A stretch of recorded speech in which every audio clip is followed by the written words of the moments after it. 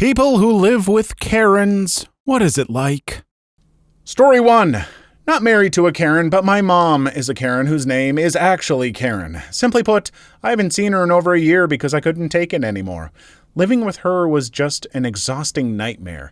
Karen's world revolves around Karen. Nobody else's issues matter. If you tell her that you had a bad day, she'll give you 20 reasons why her day was worse. You worked 60 hours this week? Well, when she was your age, she would work 80. You're in the hospital, and after having major surgery, she had a pinched nerve in her arm, which is somehow worse. Your boyfriend cheated on you? She couldn't even begin to tell you about all the heartbreaks she's experienced in her life. She complains left and right about anything and everything. If you're taking a week break after just getting back from college, she'll ask you why you haven't gotten a job yet and claim you're lazy. If you're out to eat at a restaurant, the food is always too cold or too burnt or too salty. You can only ever go to the places she wants to go because everything else is crap. My entire graduation dinner, she complained about how cold the food was. She thrives in getting attention and constantly seeks it, but she has very few actual friends. Facebook is her lifeblood, and she's always looking to start something on there. She's the queen of sharing uninformed, misguided, conservative propaganda, which always starts fights in her comments. Also, if a tragedy happens in the family, like the passing of my teenage cousin, she'll make a big scene on Facebook and expect condolences from anyone and everyone, and make note of the people who don't give her what she wants. Don't even get me started on the blatant racism. I've heard everything from watch out for black people on the subway, they'll try to take your purse, to it should be illegal for those Muslims to cover their faces. You should be able to see someone's face. One of my best friends is black, and she once told me he's one of the good ones. They should all be like him. Minor, but the house always has to be spotless. You have a shirt on your bedroom floor? Pick up! You kids are all slobs. We have people coming over. No, we don't. And even if we do, why would they be going into my bedroom? Her house is her house, and she'll let you know. Any object she has spent money on doesn't belong to you, it belongs to her. And she also spends way too much money on home decor, like oriental rugs, furniture, etc. But then complains about how she has no money. Too long didn't read. My mother is a Karen who is actually named Karen. Living with her is a nightmare, and before anyone asks me, yes, my dad is divorced from her.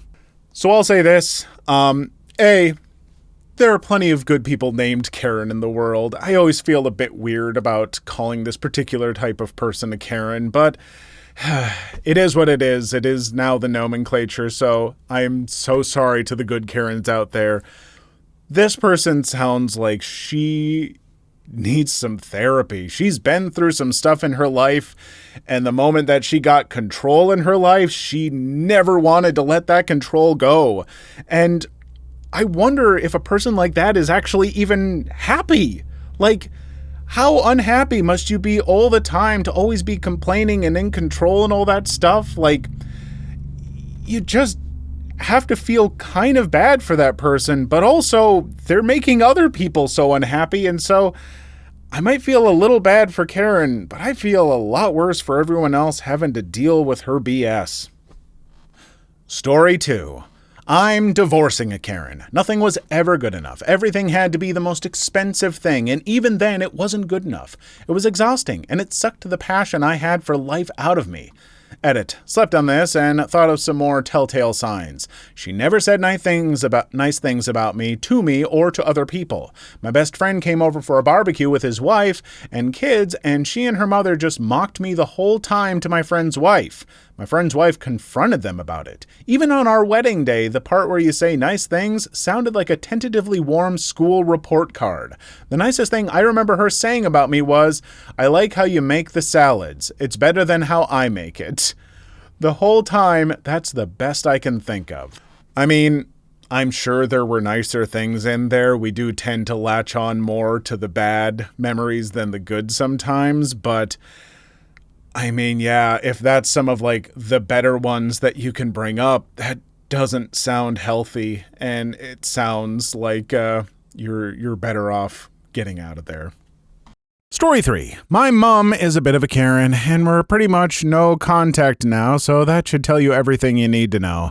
Whenever we'd go out to eat, it's always too cold. They don't have the brand of sparkling water she likes. They've put ice in her drink when she didn't want it. She always has to make some kind of modification to her order, etc. The list goes on. It got to the point where if we were out shopping and she said she needed to return something, I'd just go somewhere else because I couldn't stand watching her be rude and argue with the staff. My parents are divorced and I live with my dad now instead. Part of the reason I barely see my mom is because I'd have to meet her in public, go for a coffee or something. And I just can't deal with the way she behaves in these places, so I don't go. Story 4. My mom is a literal Karen, as in, it's her name, but she's like a bizarro Karen.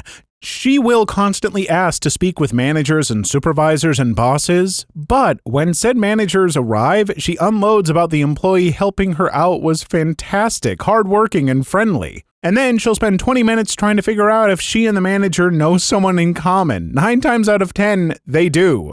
As a kid, it would embarrass me. As an adult, it's one of my favorite things about her. She makes people feel good about the work they do, and it's really special to watch how wonderful she makes people feel. Plus, she's got long, gorgeous silver hair. Edit.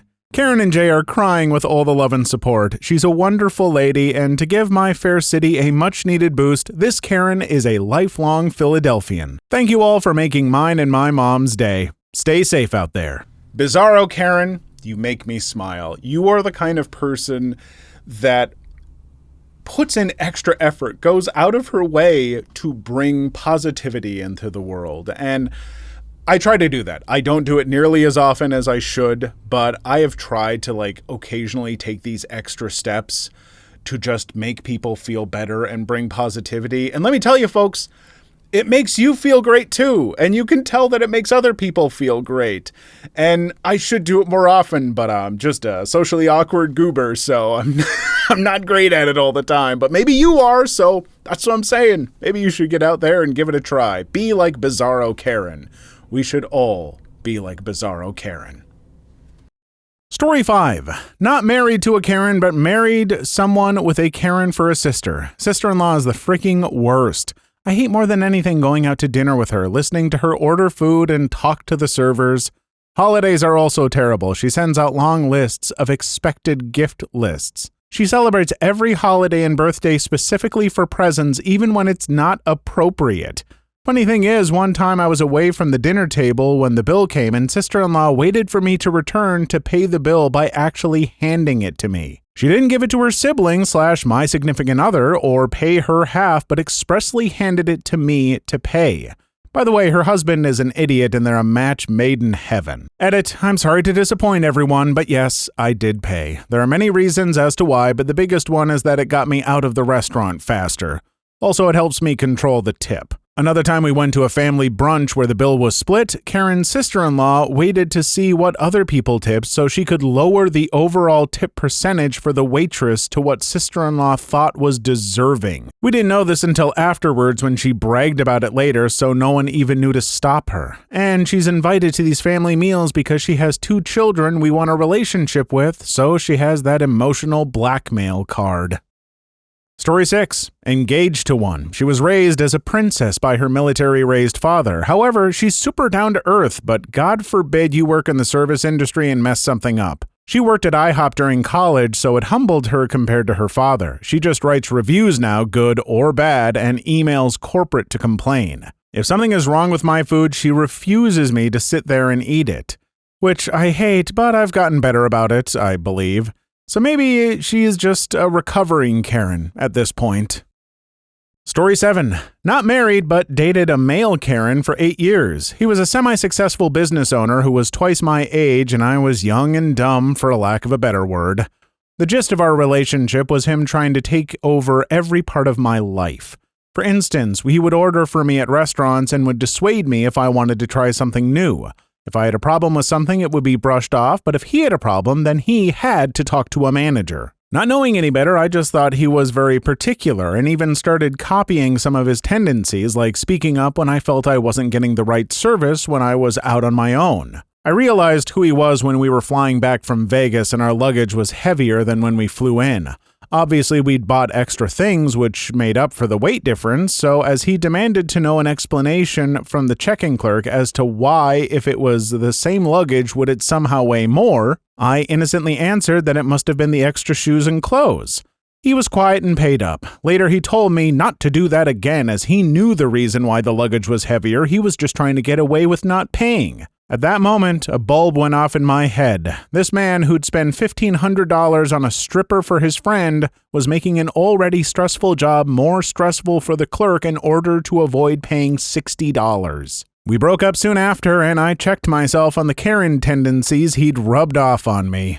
Oof, yeah, I can't get behind folks who clearly have plenty of money but will make someone else's life miserable just to save a little bit of money in a bad way. It's not truthful at all, you know? Like, if it was literally like, no, it's definitely lighter or whatever, and he didn't want to pay that, that's one thing. But if he knows and he's lying just to save $60 when he's throwing away money otherwise, that's... Ugh, I just don't get that. Why would you want to make other people miserable to save a few bucks? Story 8. Not married to one, but Mom was a major Karen back when I was growing up. Mom, can we just go? Was my favorite question. Then the apologetic nod as we leave the store. I really relate to this. All throughout my childhood it happened. I remember being an embarrassed 11-year-old walking around apologizing for my mom's behavior in stores and restaurants. It sucked. It's supposed to be the other way around. Story 9. I know a couple with a Karen. She blamed him for everything. The husband was, in our opinion, something of a saint. Once she broke a glass in the kitchen, came and sat back down at the table and said, "That was your fault." We all just stared at her. She looked sheepish and said, "I knew that one probably wouldn't work." They're divorced now. I guess even saintliness has its limits. Story 10. My husband's ex is a Karen. She's a classic narcissist. When one of our feral hens started acting aggressive towards other hens, my stepson named her Karen. Edit. Wow, the most upvotes I've ever had. No awards, though. Also, we live in Kauai, so we differentiate between feral chickens and the ones cage-raised for food and or eggs. We have 5 or so roosters, 8 or so hens, 3 of which have 4, 6, and 8 chicks. We feed the adults oats and scraps, and the chicks get chick starter until they can eat other stuff. We really love them, except the roosters. They're righteous bastards. Story 11. Honestly, she's perfect. She makes me so happy. So happy you found love. So you folks can't see the original message here, but I'll just let you know that there are certain letters that are capitalized in this well, this person's not okay. It says, help me soon. Story 12. Not married to one, but my mom's a Karen. Literally overreacts to everything. Whenever something doesn't go her way, you guessed, gotta speak to the manager or whoever's in charge. Sometimes it's really embarrassing to go out in public with her because she'll just yell at the service workers for the smallest of things. Also, she has a bob cut. My mom was a Karen for a while. She literally didn't realize it until my brother and I started calling her out on it when we were early teens because we're embarrassed. She made genuine efforts to change, and a few years later was the sweetest woman you ever met. Just saying, there's hope. Story 13. Not married to one, but my aunt is. My uncle is this soft-spoken giant. He never stands up to her in any way except once. At their daughter's wedding, she was about to interrupt the ceremony to close a window because she was chilly. Everyone sitting close could hear her whisper, "I'm going to do it, but I don't want to be a butthole." My uncle, in a calm, quiet tone, said quickly, "Why stop now?" Almost as if his filter just missed this one. I swear I could hear my dad snort 2 rows back trying to hold in laughter. Karen was not happy. Story 14. My mom's a Karen. She's self-aware she is a Karen. My siblings and I sent her memes about it. When my stepdad divorced her last summer, we were all amazed he lasted 17 years, to be honest. None of us like going out with her. It's terrible, and my husband just straight up tells her, "No, you aren't talking to the manager when we go to a place." I'll tell you guys a story my step told us. They're farmers and own a small beef and bee farm. They have a store they go to for bee supplies. The owner called my stepdad and asked him to please be the one to pick up their stuff because his staff was tired of dealing with my mom.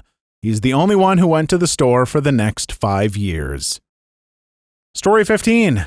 Don't think there's any Karen's husbands on here. They're probably all on Facebook or divorced. Story 16. My mom is a Karen. She thinks the world is supposed to cater to her, serve her, and everyone else is wrong. Once we went to Carl's Jr. She ordered 4 burgers for the 4 of us. She pulls one out of the bag while the guy is getting our drinks and hides it. She complains that he forgot a burger. She pulls them out one by one and counts it in front of him. It's obviously missing because she hid it, and he's swearing up and down he put them all in the bag. I'm stunned speechless, and it happened so fast. She got a free burger and laughed as we drove off. I'm just staring at her, and she opens it up to eat it on the drive home, and she ate her actual burger like the 5th one never existed. I can't even explain how she is when she's in the hospital. She treats it like a luxury stay in a hotel. I can understand certain Karens, just people in general, who will complain and be really upset with an establishment. Maybe they've been ripped off in the past and they've realized that sometimes the only way to get stuff is by being forceful. Maybe they've dealt with crappy managers and stuff. Sometimes I can kind of see where it's coming from. Then you have people who are just making, like teenagers and young adults miserable in fast food, who are not being paid enough to deal with your crap, and you're lying to get a free burger. That's gross. Story 17. Coworker of mine is married to a Karen. He tells us stories multiple days a week how she drives the 4 different grocery stores and harasses the employees because their stock is low on the specific items she wants. Sounds like he married her to have some entertainment. Is he boring? Story 18. I knew from the beginning that there would be difficulties, but I loved her and made the leap to make her my forever partner. Yes, her attitudes towards certain people and things confused me at times, but by keeping an open mind and accepting her for who she was, everything has worked out well. We've been married for 10 years, we have a darling daughter, and I've even come to love my wife's kimchi fried rice. Okay, folks, you're going to have to tell me in the comments if this is like in reference to something. It kind of feels like it's referencing, a TV show or movie or something like that. But I absolutely don't get it. Nothing bad was said about this Karen. And the fact that this person also makes kimchi fried rice, objectively one of the best kinds of fried rice, and one of my favorite foods. What difficulties? I don't get it. Someone help. Story 19. I taught my nephews, ages 9 and 11, about Karens last year when they stayed with us for a week after school let out. After describing traits and observing them in the wild, they asked somewhere around day 2, "Is our mom a Karen?" My reply, "Your words, not mine. My mom can be difficult sometimes, but isn't a Karen. When my sister and I were in our mid-20s, my mom had to start caring for our grandma. After a particularly stressful Saturday afternoon at my grandma's home, we were all carpooling back to my mom's house, and she said to my sister and I, "If I ever start acting like grandma, you better tell me." My sister and I sat there in complete silence. After a couple beats, she yelled, "I do not act like my mother." It made my sister and I laugh until we cried, mostly because, yes, she did/does act like her mother. Story 20. My sister is a Karen. Everyone feels so sorry for her husband. Everything is his fault. He's treated like a slave. She only addresses him by yelling. She constantly insults him. We have no idea why he hasn't divorced her or flipped out and attacked her. We've all told her to cool it, and her response is that he's just so stupid. I could go on, but my sister really is a horrible person. Story 21. Not married to one, but my mom is absolutely one. I spend most of my time with her in public apologizing to people after she's walked away. The one and only time it comes in handy is when I've bought cars and had her come in during the price negotiation phase. She's knocked off thousands purely due to how unpleasant she is and how much people want her to just get the hell out of the door. Story 22. Help me, please. Sorry, you'll need to speak to the manager. Story 23. My ex-wife is a Karen in every sense but name. It was always so embarrassing. She was incapable of treating anyone like a human for the most trivial of occurrences. It was hell for me as a person that's pretty forgiving and doesn't seek out confrontation. So in a one-word description, it was hell. LOL. P.S. She's very codependent and jumps from relationship to relationship these days. Not surprised. I think this is what separates, like, people who've legitimately been through some stuff with maybe bad management or, stores that were trying to rip them off or something and want to genuinely complain. The thing that divides something that's understandable from the Karen mentality is treating people like human beings. Because you can be upset and be forceful and demanding with a store while still treating those employees like human beings. Employees who are probably not at fault for what you're dealing with. But when you start not treating them like humans, my sympathies for you are gone. Story 24. My life has been a living hell. The number of times I've had to intervene to save the life of the customer service rep over nickels is insane. I've asked to divorce now just a couple weeks ago. Guess how that went over? Stay strong, lawyer up, bury gold in a place only you know where it is, prepare for war. But good on you. Story 26. It is the absolute best. I love my wife. Edit. I didn't write that. Blink twice if you're being held captive. Edit. He seems to be held captive. He's under quarantine. Story 26. My mother is a Karen. If something minor inconveniences her, she blows it up into a huge done, constantly complains, belittles me, and has a slight superiority complex.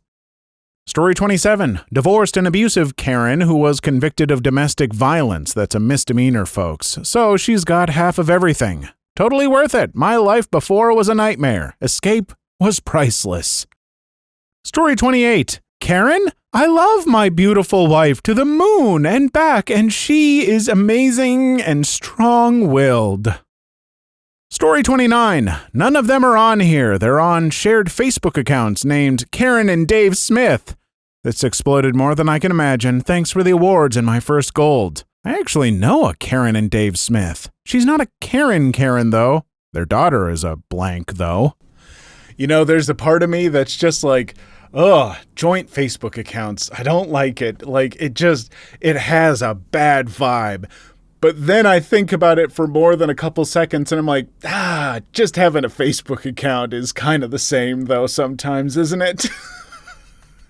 So I don't know if it's that much worse. Story 30. I was dating one and she acts as if we're still together.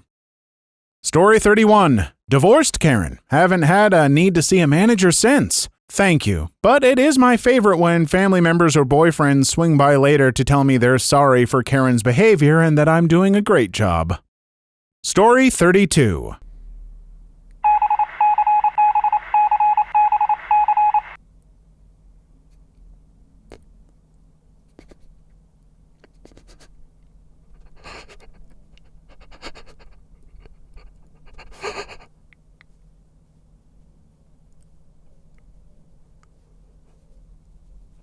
Please leave your story in the comments. I would love to make a video on them in the future. Also, don't forget to like and subscribe.